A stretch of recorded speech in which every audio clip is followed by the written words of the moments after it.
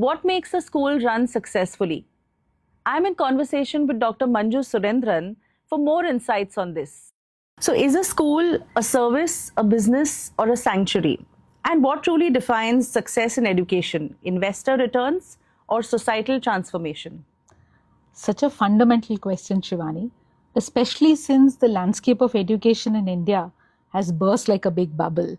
You have schools bursting out like mushrooms everywhere. And that's where, whether you're an investor, you're a trustee, or you really believe in education comes into the picture. So with respect to Fravashi, I think we can I think I'll rephrase the statement. It is not I think, I'm very sure about what the leadership believes in. It is not transactional. It is always transformative. So when it is not transactional, what changes in a school with respect to the senior leadership? The decision downstream changes. How do you do the hiring? How do you ensure that the staff is not a resource but a relationship? What is the kind of a classroom instruction and hence the kind of an investment that needs to happen? So the leadership is rooted in vision. The purpose is clear and hence it can never be a business. It always has to be vision driven and it always has to be with a purpose. In today's landscape, many schools are backed by investor groups. While financial stability is important, what happens when economic efficiency becomes the only lens for leadership? I would like to start answering this very difficult question of yours, Shivani, with a quote from Brad Johnson. He very famously said that when school leaders put people before profit, learning becomes life-changing. And that is exactly what we experience at Fravashi International Academy under the leadership of Ratan Sir and Meghna ma'am. So the role of senior leadership in school, especially the custodian of vision and mission, is always to ensure that you put people before profit. Of course, the transactions have to ensure that the schools run effectively. Efficiency has to be there.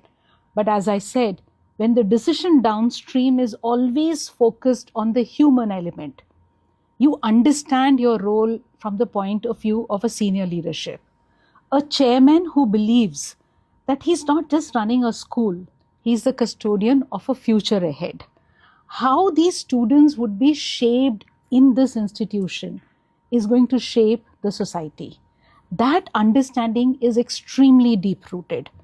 Hence, the leadership from the top, whether it is Chairman Ratan Sir or Managing Trustee Meghna Bakshi ma'am or the Vice Chairperson Sharvari ma'am, what they bring to the plate into Fravashi Group of Schools, each institution if you take it, whether it is our very young pink and blue or our very old legacy school like the Fravashi Town Academy, Fravashi Academy, or the international curriculum, that is the Fravashi International Academy.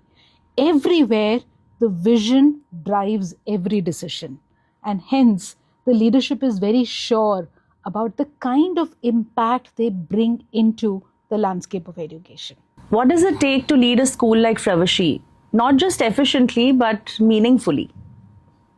Again, a very deep-rooted question, Shivani, I must say. So I would like to answer that from a 4-point perspective. The first one being purpose-driven. That is, every initiative at Fravashi, all the schools, and I would really with pride say at Fravashi International Academy, is rooted in why it matters to the child. And that's the lens through which every decision has to pass.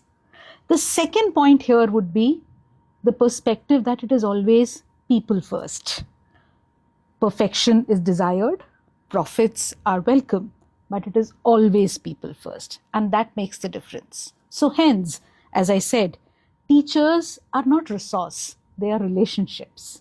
Parents are not client, they are partners, and that brings in the big difference when we say people first.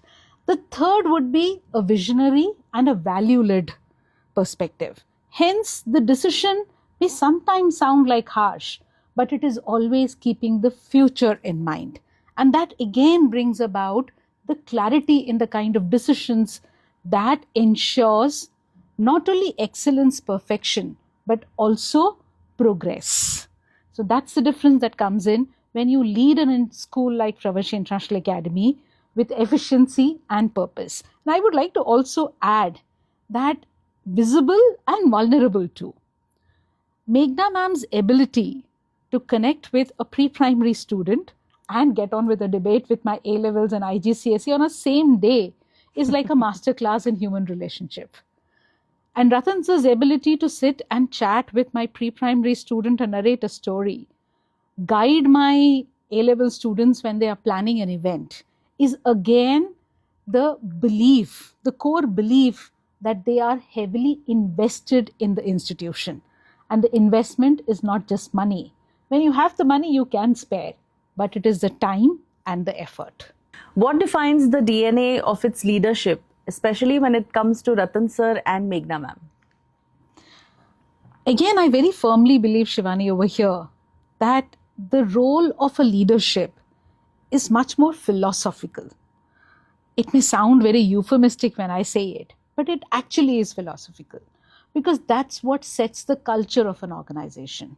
So when you have a leadership which believes that it is not just serving the student, but it is serving the future, your entire perspective towards the decisions, the resource allocations, what you do today and how it impacts 10 years, 50 years down the lane, brings about a huge transformational perspective and a journey to it.